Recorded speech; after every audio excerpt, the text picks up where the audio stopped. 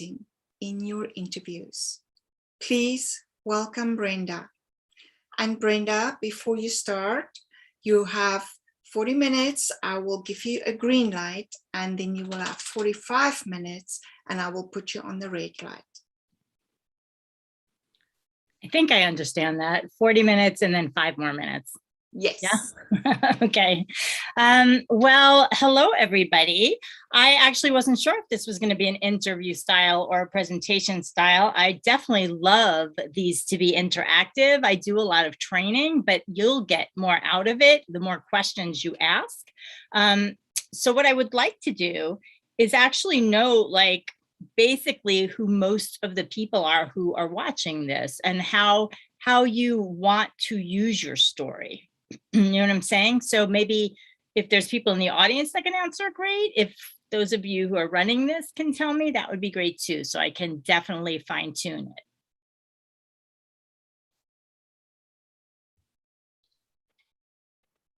Well, you know, I love a story, Brenda, and I also recognize the power of a good story. And I mean that just in general, that, you know, we think about some of the most classic stories that have been passed down for generations, sometimes centuries or even millennia, and they still carry powerful messages in them. But what I think is even more powerful is when we get in touch with, just like we experienced with Monique McDonald just in the last presentation, where she helped us to get in touch with our voices. I think that our voices are truly powerful, but I believe personally that our voices are powered most strongly by the story that we have to tell. That when we look at our lives and look at what motivates us and what moves us forward, not only individually but collectively, that it is the story that does that. And my mission, the reason story is important to me, is to give voice to those people who struggle to identify or to own or to accept the story that they have the opportunity to be the author of. Right. So what I'm hearing is you want to make a difference. That is true. Yes. Right. So part of actually this is like for everybody, because everybody's different. You want to make a difference. I'm not sure who please feel free to say something in the chat, or, you know, I know this is a little different from how things are usually done, but that's part of how I teach. It's like, there's like an element of just getting up, getting out, and speaking up, saying what you need, right? Because otherwise, I've worked with so many people over the years. On average, the people who come to me have been wanting to tell their story 5 to 7 years, but lots of them it's been decades. And that has to do with this emotional thing. So there's people who want to make a difference. Then, because I'd say around 70% of my clients are entrepreneurs. The other 30% are performers, right? Because I have a critically acclaimed stage show. But some of those entrepreneurs are like, I don't want to tell my story. I didn't get into this to tell my story. Why do I have to? I want to be behind the scenes. I want to help. You know, I'm a helper, but I'm a coach. I'm like a healer. What am I doing? Why am I being told I need to do this? And yet, what you were saying, Steve, it's so true. Like, storytelling goes back to the beginning of time. It's how we live. It's how we pass on what we know. It's how we connect to people. And so in some weird way, entrepreneurs who are already on this big journey to live their best life and be out, you know, outside of their comfort zone and stuff like this is just another way. I believe our businesses are spiritual and they push us to grow. I kind of feel like this part of telling our stories, if you could look at it as this is another piece of the puzzle to help us grow. So like, yes, you want to make a difference, but you can't make the biggest difference if you're not in touch with those emotional stories that you've been taught to stuff down, compress, suppress, you know, like move on and be the soldier, like how we're taught in life for the most part, right? So I work with so many people who are so resilient. I'm sure everybody here is so resilient. You've lived through so much, and yet you've been taught not to share certain things to keep going. And so many people push their story aside as if it's not that important. When I'm here to tell you, because even this last year and a half, 2 years, I've probably heard 200 different stories, because I gave a showcase for like 100 of those people in my classes. Your stories are never too small. The only thing that makes them small is you making them insignificant, because someone made you perhaps feel insignificant, or like your feelings were insignificant. Oh, I see there's some chat, so I want to see if there's anything there. So it's like Marilyn Monroe's first movie. Please, I hope I'm remembering this story right. She had a really small part, and someone said, there's no small parts, there's only small actors, or something like that. There is nothing small about your story. So half the people that I work with have big stories like mine, which I'll talk about in a minute. And half the people feel like they just don't have a story. Nobody's going to want to hear. It's not important. And I'm here to say, if your story is really big, I'm going to give an exercise here on how to heal that part inside of you that feels like it's too big. Nobody will relate. People will judge you. And I will also want to address the other half of the people that I work with, or who I've seen in trainings and stuff, who think it's just not important. The circumstances in my life are not like yours, so who's going to listen? And that's not valid either. There's always something. We're human. We're connected. So there's no small part. Exactly. So, okay, so let me tell my story. I'll do my 90 seconds. Olivia, you know this, because I teach very much about scripting. Like there's improvisation, like now, like I'm training, and then there's scripting. Scripting's really important when you have a big emotional story, because you might get lost, or you might get lost in your emotion, no matter how much work you've done. I've done 20 years of work, like was said, I performed my one-woman show about my story on stages in 4 countries, 10 states, for audiences as diverse as women, prisoners, youth at risk. You better believe I not only want to have it scripted, so I know it's going to kill every time, no matter what audience I am speaking before, but I also want to tell my story in different time segments.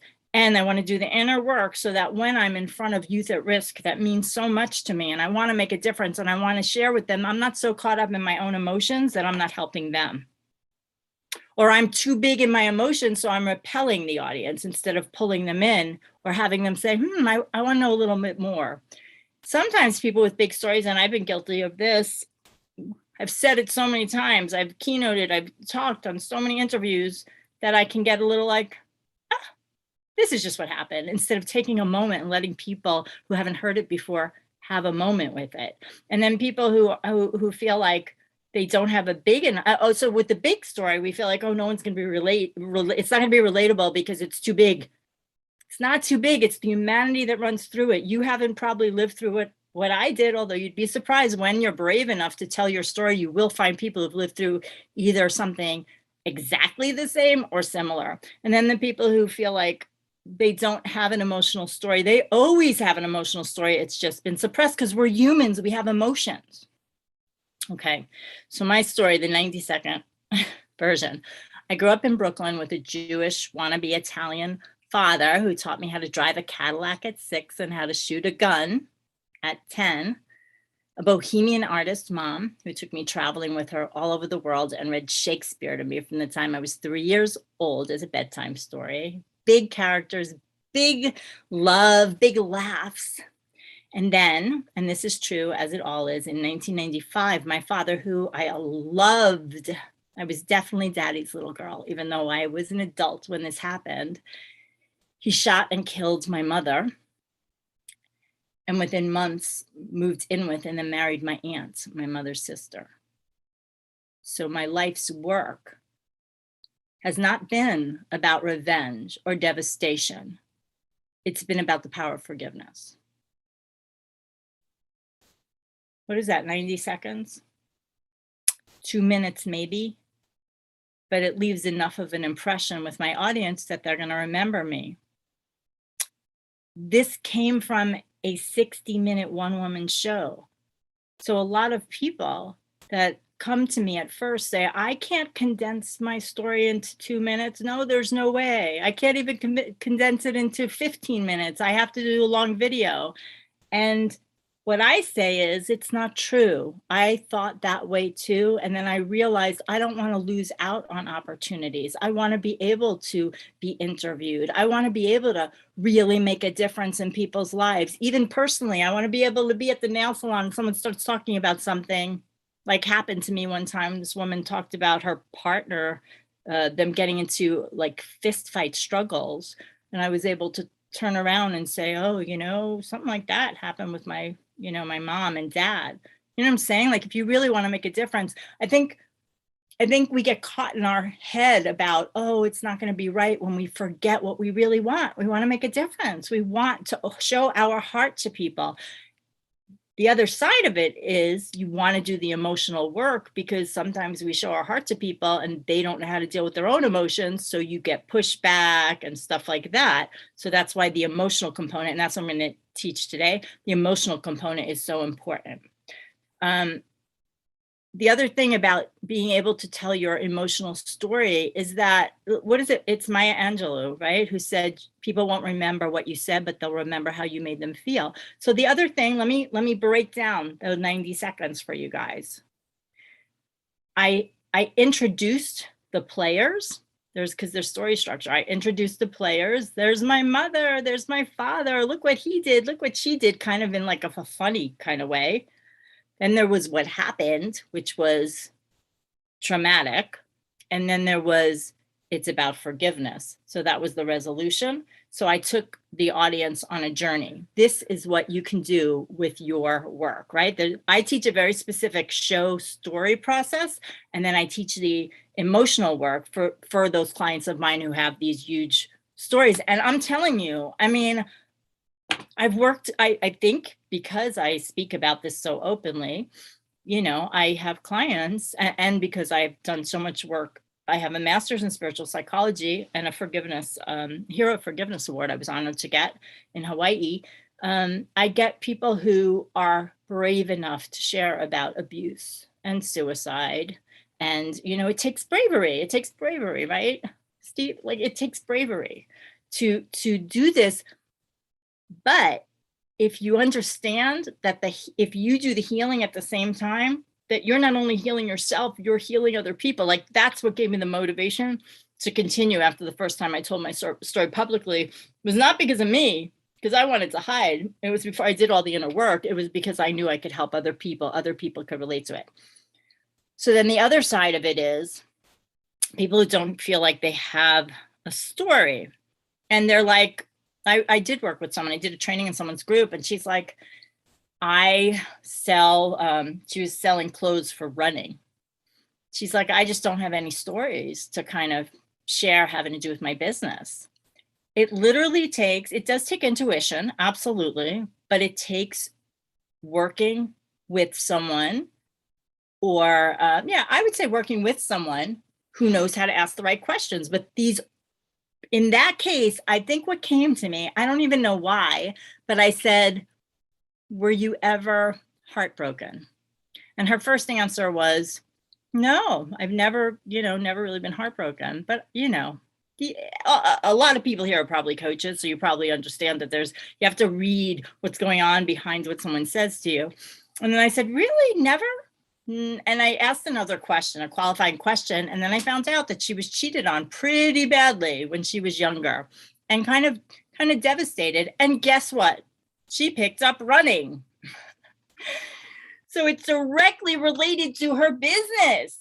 Now she had an emotional story, but she also had to be vulnerable enough to do the work, because we are taught to just push these things that broke our hearts to the side. And what I say, if you need a therapist, go to a therapist, but if not, bring what's unconscious to conscious awareness so that you can love it, shine light on it, write about it, and then heal from it, right? Maybe she'll fall in love again now that that part of her, you know, her story is she's made aware of it. So that is something directly. So I very much teach you go for where the emotion is, where the juiciness is, and look at how you can relate that to your business, because that's what people will remember. And that's how you're branded, like in a good way. I want to be branded by this big thing that happened because that's my life. That's my life story. Why would I ever stop talking about it since I've gotten to forgiveness? It's just the difference of, do I want to talk about my story unhealed and just like bleh it over everybody? Or do I want to talk about the fact that I was able to forgive my father? I did, by the way, take him to court for wrongful death when he got out of prison. So I believe you have to have healthy boundaries too. But why would I stop, right? Your story matters. Absolutely. Yes. So let me ask, are there any questions? Because like I said, I prepared for this more being an interview style. Well, I thank you, Brenda, so much. And I will teach the healing thing after though. Yeah. So for me, I feel that, you know, just handling grief, you know, grief has been a part of my life. And so, you know, how to turn that right into a relatable story. Yeah. What I think about that, because I don't know your specific story, but we've talked about the inner child's work, which is so important when you're dealing with any kind of grief, is number one, you don't have to share everything. Absolutely, you don't have to. And I also don't say to share things too soon. Now, that is not to say, like, there are people that could say it's too soon when it's freaking 40 years later. That is not what I'm talking about. I'm talking about if you're still grieving or upset about something to the point where you can't talk about it, then you want to go to therapy. You don't necessarily have to talk about it to the masses. However, that said, I've worked with clients who have had deep grief. I'm thinking about one client in particular whose brother, her brother killed himself when they were both in their early 20s. And I was working with her, I've got to say, at least 3-4 months before I found out about that story. Like, we were working on other stories about motherhood. So it does take courage, and it takes a level of, like, she knew me, we were working so closely, but she wasn't quite ready to share. But then when I found out, I was like, okay, we have to work on that. Okay, you don't have to, but that's what we should, you know, because we did a showcase. So we probably worked on it for another 6 weeks or something, her piece. And then she did a showcase, and it was just gorgeous. And it was very healing for her to do it, because like I said, I do this show story method, right? So she's like, in that case, she was acting out the story. So there's the one step of writing it, but then there's the next step of being in the moment. You might think that's awful. You don't want to be back in the moment. And for extreme trauma, I wouldn't say necessarily to be there. However, I just did a showcase with a client who had horrible abuse when she was a little girl. She didn't act out what happened, but she acted out her family. She acted out the perpetrator. She acted out herself to the point where she didn't have to be traumatized, but she could take her power back from the moment and then move from it.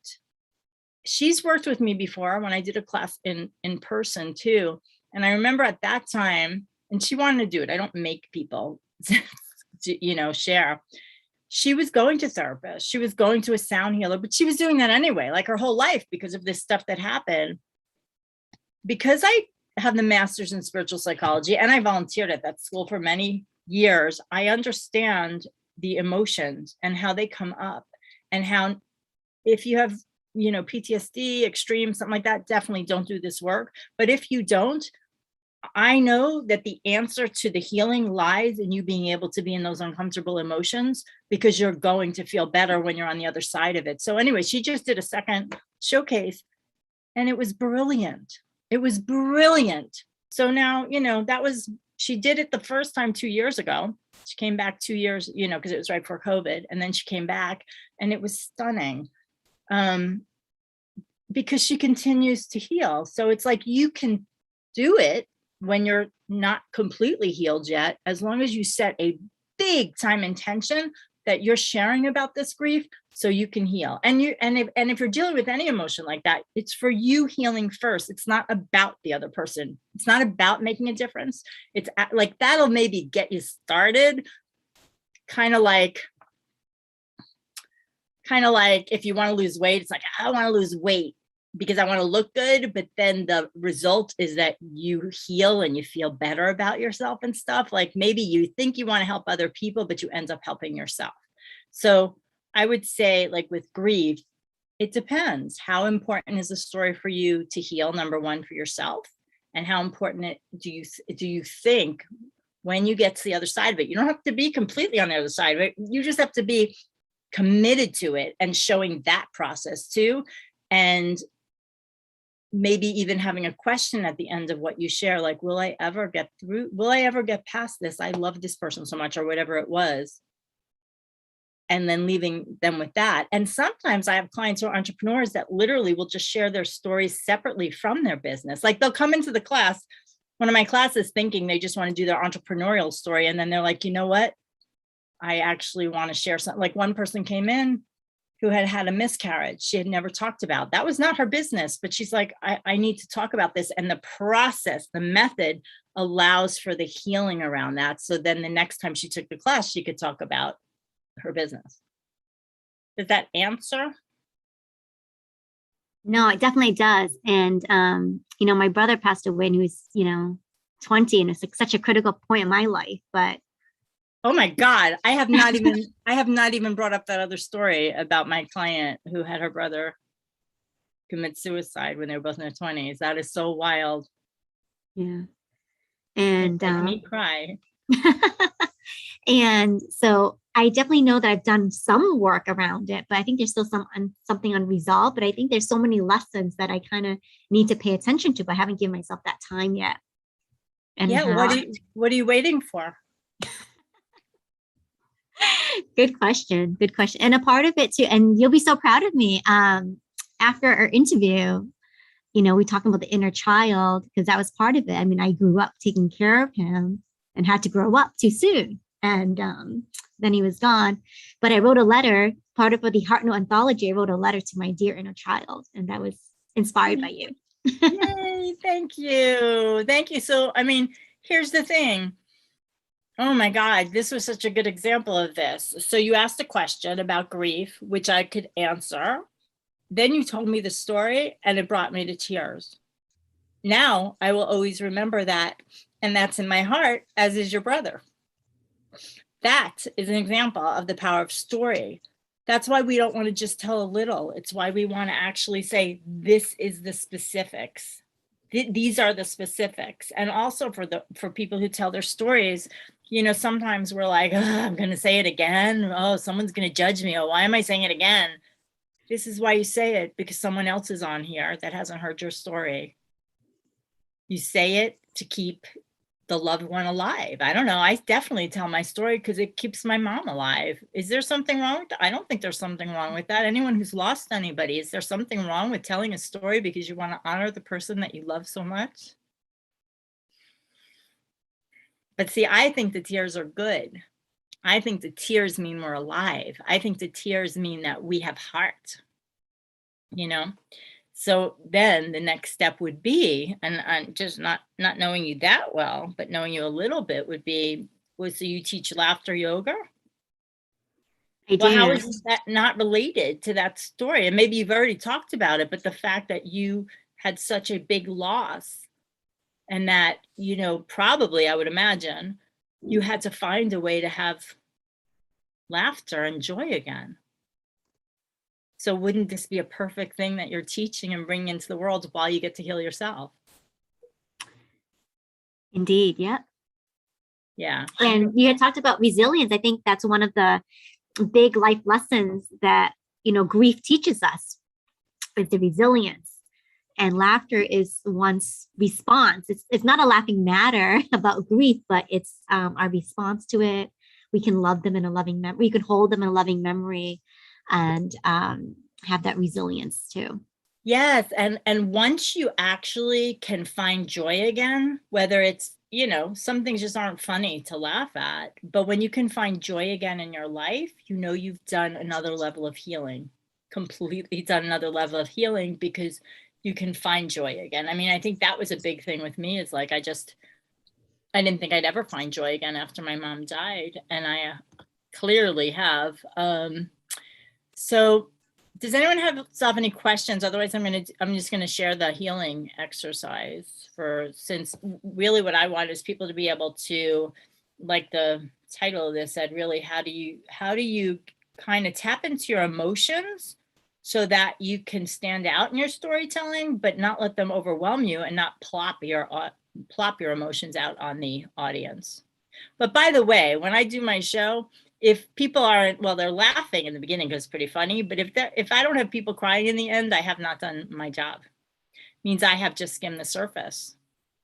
But I'm healthy, so I know I'm in whatever year I'm in versus, 1995 when my mom died. So that's why you can leave it on the stage. Oh, and that's what I think I was going to say, that there's something so healing about embodying the different characters that have hurt you beyond just writing your story, because like as an actor, you can't play yourself as a villain. And so like me playing my father, I can't play him like, oh, I'm an evil person who does this. I have to look at the whole person. And that was very healing for me. It helped me have compassion for him. So let's see. Okay. So this is an exercise that they taught at my master's program in spiritual psychology. Sorry, I keep losing my lash, I see.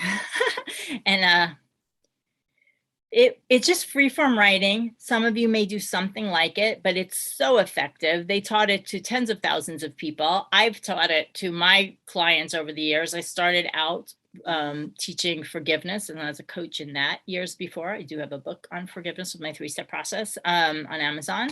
So I've seen how effective it is. And this is a process that I did probably for probably 6 months worth of it to really move through the anger toward my father in a healthy way. But it could be grief, it could be whatever emotions you are working through. So it's freeform writing. The main difference between journal writing and freeform writing is that you throw it out. The main thing is you do not read it over. Do not ever read it over, because if you read it over, since it's designed to get in touch with your emotions, you'll anchor those emotions you're trying to get rid of back into your body. So you do not read it over. You throw it out, you set it on fire, you get it out of the house, like literally right after you have written it that night, get it out of your house, never to be read again. Set aside 15 minutes to 2 hours, no shorter than 15 minutes, because it's freeform writing. And the first 15 minutes, if you're not thinking, could be about minutia, got to go take a shower in a half an hour, whatever, go pick up the kids. And then 2 hours, you end it, because it's never about indulging in the emotion. You're using the emotion. Your emotions are serving you versus you serving your emotions. So it's not about going into the loop of how bad something was. Yeah, I'm so angry and and keeping that. No, at the end, if you're stuck at the end, you still at the end give thanks for the time that you've spent to do this work, and that's it. And the next day, if you wanted to, do another 15 minutes, see what else comes up. And then the next day, if you're stuck, do an hour. At the school, they used to tell us to do a 30-day process. So it was one every day for 30 days, right? But who doesn't have 15 minutes to heal yourself? But you might be stuck, but if you only have 15 minutes, you just say, thanks, give thanks to yourself, close it out, get rid of the pages, and then start again the next day. At the top of the page, write an intention. You might want to meditate too, just for like 3 minutes right before, just get into that really good space, maybe put on some classical music or something. Make sure you're alone, you're not going to get interrupted. And then ask yourself if, direct the pages. So ask yourself a question. So let's say it happens to be suicide. Okay. Someone had killed themselves. You might say, I'm not just addressing what you said, all right, anyone here. I'm just saying a lot of people have dealt with this, and unfortunately, a lot of people don't speak about this, and that's why there's so much like unhealed stuff around it. So you might say, why can't I let go of, I'll make it a little different. Why can't I let go of this anger toward this person for leaving me? Let's say that's what someone's dealing with. You write that on the top. And then you're speaking yourself at your age stage. So I would say, Brenda, you have your inner child there, I see. You have your inner guide there, IG, and then you have whatever emotion comes up. So maybe I, Brenda, would go B, right? I'm not thinking just pen to page, and then be like, I can't, what I am a mix between being so sad and so angry. My uncle actually killed himself when I was young, but all right, I'm gonna pick a different one just so I can pick it from myself. It doesn't have to do with suicide. I had a friend that died of cancer when we were both 15, right? So I might say, why can't I still, why wasn't I a better friend to her? Right? Oh, let me just read this. It took me years before I spoke about the struggle with suicide. I had so much healing to do first. When I was finally ready and started sharing, so much good came from it. That's beautiful, Steve. Also because you took the time, you didn't share too soon, because we always want to take care of ourselves first. Okay, so in this example, it was my friend Elise. I might say on the top, and I have done a lot of work with her, but I haven't thought about her for a while. I might say, so I'm asking myself the question, why wasn't I a better friend to you? And then I, Brenda, might say, yeah, why weren't you? Like that might be something that comes up from me, right? So obviously that's ego. That's why whenever the ego comes in, you want to, I'm sorry, I hope this is clear. I'm kind of in it and I'm also explaining it. So I might say, yeah, why didn't you?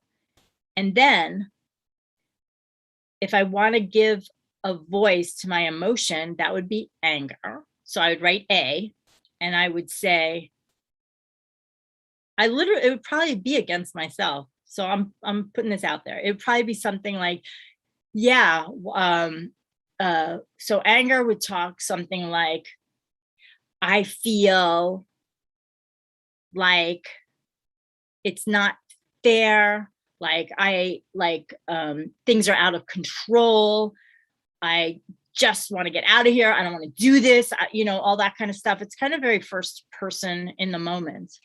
And then you would bring in your inner guide so that I, Brenda, don't get scared or upset or like, oh my God, yes, this is horrible. We're always about self-forgiveness and taking care of ourselves. My inner guide would come in and say, I hear you're upset.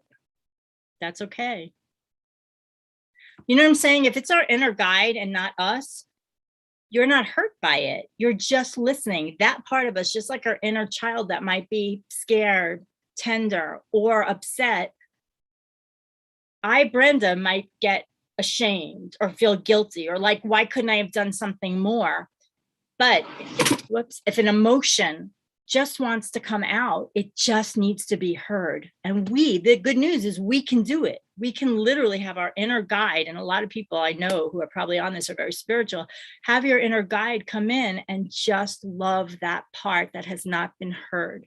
That part of us. That's why Louise Hay says, anger causes all kinds of conditions and stuff like that. It just needs to be heard. It just, or if it's grief and it's like, I'm so sad. I loved my friend so much. And literally being there with the emotion, I loved my friend so much. I felt like I should have been there, blah, blah, blah, blah, blah, all that stuff. Then I, Brenda, might be able, because I've done some work, be like, that's okay. We were really good friends. Or if I, Brenda, am feeling really bad about it, I'd call in my inner guide, IG, and just say, I love you. I hear you. It's okay. And literally just let the inner child, or you at this age stage, or whatever. Let it cry. Let that part cry. Let that part be sad. You know what I'm saying? So it is a little dance. It sounds complicated right now, and it is something that it's good to get, you know, specifics on it. I do teach my clients this. You can also go to a therapist with this, or you can use this on your own. I wish I had that as my free gift, but I don't. But I've done this with a lot of people. I do trainings on this from time to time. So anyway, you do it 15 minutes. Just make sure these are the main things you need to do. You need to, you can have like heart-centered listening. Listen to yourself fully. Then, you know, you might even be writing about, I want to tell this story, but I'm scared to. So it might not be such an emotional freeform writing then, but maybe it might be that you start writing, well, I'm scared to because Aunt Ida is going to judge me. And what am I going to do if Aunt Ida judges me? And have the dialogue back and forth between, maybe your inner guide has some sensible things to say. You'll know it's your inner guide and not your ego, because it won't really be giving advice. An inner guide would say something like, tell me more about that. You know what I'm saying? Not I, Brenda, if I was your coach, would say, is it a real threat? You know, that Aunt Ida is going to hear it. Is she ever going to hear it? And does it really matter? Okay, great. Thank you, Kathy. Okay, so that is the exercise. And then, like I said, you bring it to a close. And if you're not done, do it the next day. This is a gift for yourself. Like I said, they would tell us to do it for 30 days straight. And so much healing takes place when you do that.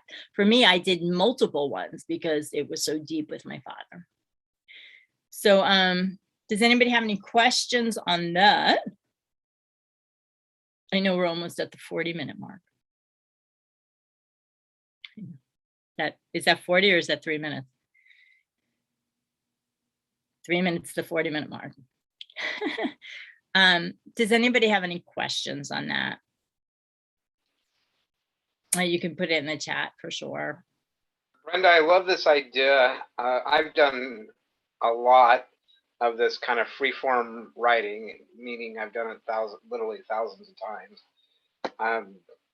I love the idea, though, of bringing in other people, bringing in the perpetrators or, whatever. Oh, in the freeform writing? I don't actually do that. Well, I mean, just like in the idea that we were just talking about just now is just, oh, like talking at them. Right. Like creating the scene and doing more. I mean, I don't really. Oh, well, that's actually the story work. That's not the healing. That's not the healing work. I actually don't say let me think for a second for the freeform writing, because I have never told someone to bring the perpetrator in to that. I've had them bring it into the story work that I do. And then separately, here's why I think. Here's why. I feel like the freeform writing needs to be a safe space. And I feel like if we put that perpetrator in there, it would be a scary space. Mm. However, the writing, like, I think it's just a different exercise. Like, I have an exercise actually in my book, my forgiveness book, where I ask you to go into the other person that you're angry at, but go into their shoes to see what they might be angry at you at because of, right? Because we never think about that. Well, that was actually what I was thinking about is like, I know what it was like for me in that situation, but I've never really looked at it from the other person's. Yes, actually, so that exercise would be different. It wouldn't be freeform writing. It would literally be, so when we're creating characters, I might tell someone, create a full character about that person. So for my dad, I am on paper, this is what he looks like. This is what his day is like. This is these are what his dreams were. This is what he didn't have happen, That is very, very healing. It's just a different exercise. I love that. Yeah. So kind of like, a character sheet for a novel or a play or whatever.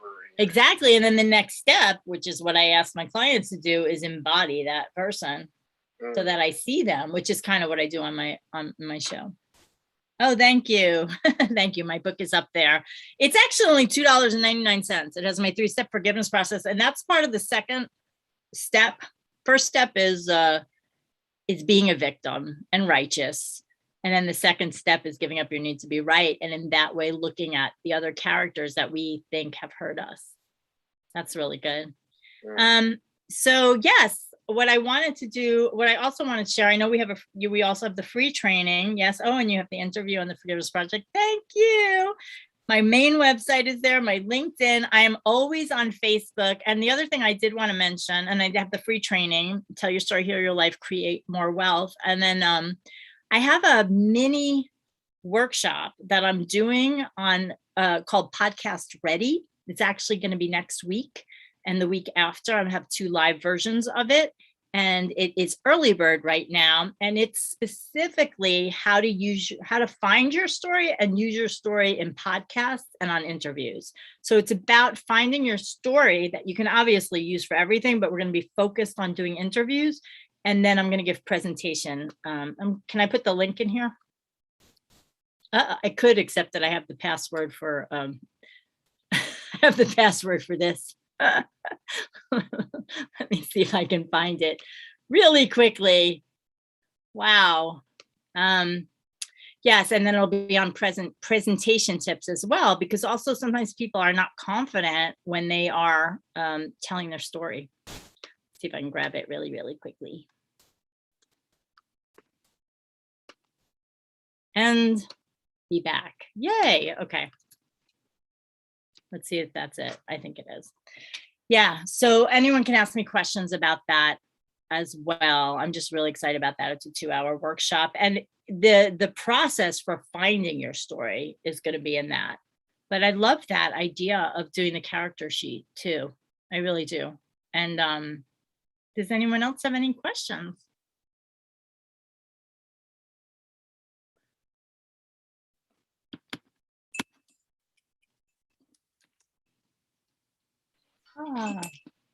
So I'm intrigued, and one of the things I'm coming up on, well, I'm actually coming up on the 9-year mark, but I think ahead a year on 10-year mark to kind of my 10-year anniversary to what happened for me. But your event, it seems, happened, back in 1995, and you're still telling that story, and I'm kind of like, isn't it time for me to like retire this story? But I one of the things that you said that helps me with that is, that's how we keep the characters alive, is by continuing to tell the story.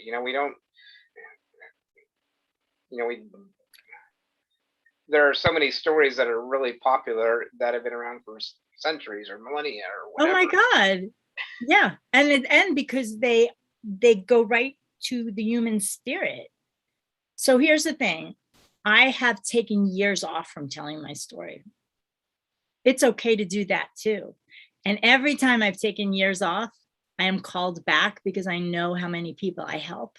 In addition to like surprise healings that I've had, like even up to like 3 years ago, I had a huge healing on stage when I was performing because I had a huge healing in my life. And then all of a sudden on stage, I was like, had such a huge healing around my father. So I have taken time off. But the other thing is, not only does it, I consider my story a love letter to my mother. I really do. In the beginning, it wasn't a love letter to my mother. It was more me trying to find myself. So there's been different iterations of it for me on my personal journey. Now I would say it is a gift to other people. Whereas for the first, I literally will say like the first, certainly 5 years or so, it was me just trying to figure out this thing called life, in addition to being able to express myself and earn money doing my art and craft. And I helped people, but it was more like I had this need. I had to share it for myself, which might have been what happened for you. That's usually the path. We have to share it for ourselves. And then all of a sudden something heals and it really, truly becomes a gift to others. And so at that point, when you're thinking, oh, I don't know if I should do this anymore, think about how many people you help because you're telling your story, because nobody can tell it like you. It's your story. You know what I'm saying? Yeah. Like there's so many people that need to hear it. So why change? Like I keep thinking I'm going to put together another story, another show, and I might, but this is the main story. And I know it helps people. So why wouldn't I do that at the same time as I'm doing something else? Yeah, and you're so right in that when I first started talking about my struggle with suicide, I mean, I think part of it was to I'm kind of hardwired to be motivated to making a difference, but Me too. but at the same time, there was a lot of healing that I needed to continue to go through, and honestly, probably still do to some degree.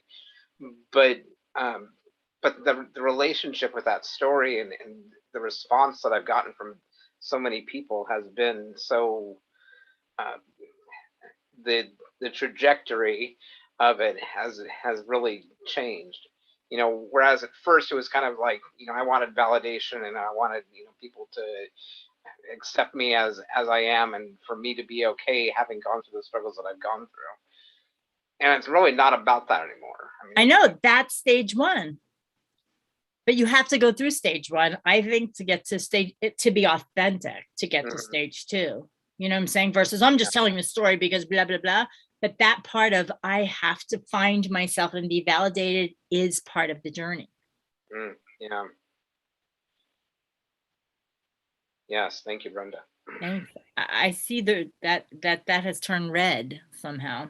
I think we might be at time. Yeah, that's beautiful. Don't ever stop telling your story, because you heal more, the audience heals more. You know, I think the biggest thing is us not thinking that anybody else having anything to say about what we do or don't do or what we say or don't say has any relevance if we're doing something from our heart and it's our story, you know. Yes. Thank you. Thank you. Is there anything else, or is this how does this formally end?